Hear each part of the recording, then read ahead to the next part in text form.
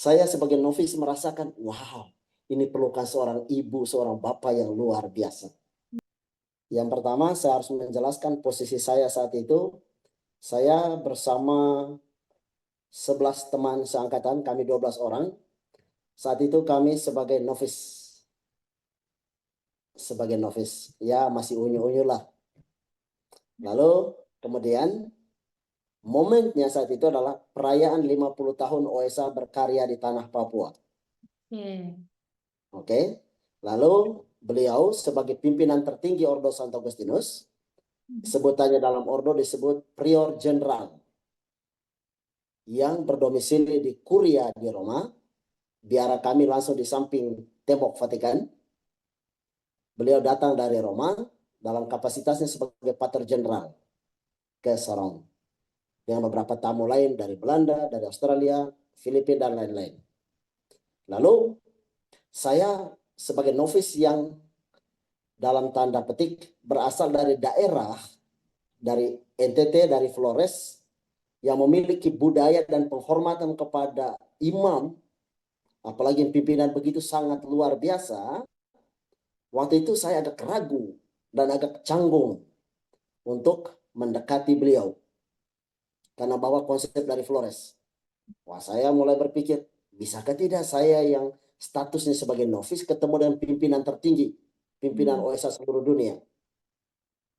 Tapi apa yang terjadi, puji Tuhan, ketika beliau tiba di biara pusat kami di Tagaste, kebetulan kami novisiatnya langsung di biara pusat, kita menyambutnya, kita bersalaman, lalu memperkenalkan diri. Beliau dengan keramahannya sebagai seorang bapak, menjabat tangan kami dan memeluk kami satu persatu dengan senyumnya yang sangat manis.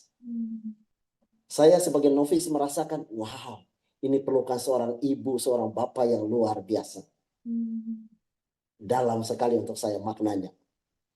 Kemudian lebih dari itu, saya yang statusnya masih novis bisa duduk makan satu meja makan dengan beliau. Kami para novis gabung dengan para imam lain, para frater lain, dengan tamu-tamu itu kita makan di satu meja makan. Itu.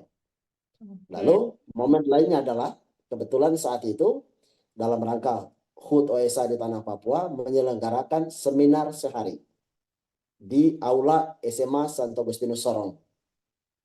SMA itu dulu kebetulan banyak saudara kita OSA yang berkarya di situ.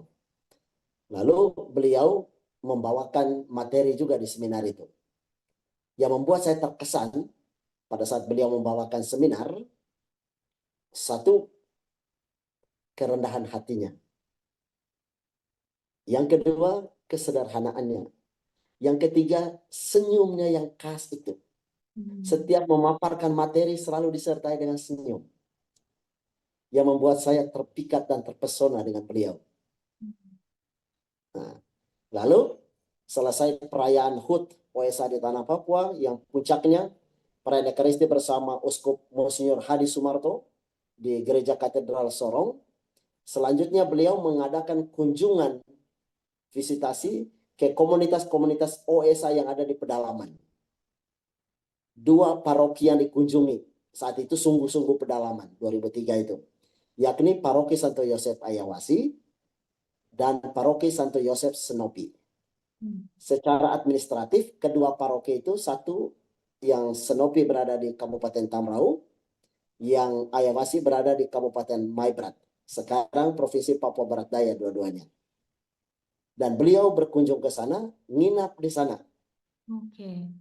Berjumpa dengan anak-anak di pedalaman, yang kala itu pastorannya masih sangat sederhana, rumah-rumah masyarakat masih sangat sederhana, belum ada satupun mobil atau motor yang masuk. Sarana transportasi satu-satunya pesawat kecil kala itu. Dan beliau bisa kerasan di sana, bisa enjoy di sana, menikmati indahnya alam Papua dan indahnya senyum asli masyarakat Papua.